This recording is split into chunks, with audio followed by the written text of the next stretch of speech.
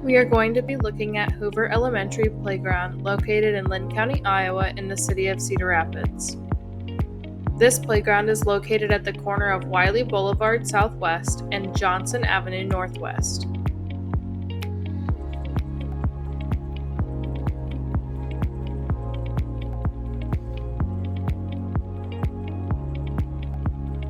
These are some of the pieces of equipment found at Hoover Elementary, and here is the video of the playground recorded in the summer of 2023. In terms of safety, this playground has stable and clean equipment and is in a safe location. In terms of accessibility for children with special needs, this playground has colorful equipment. For our subjective ranking of this playground, please see the description below.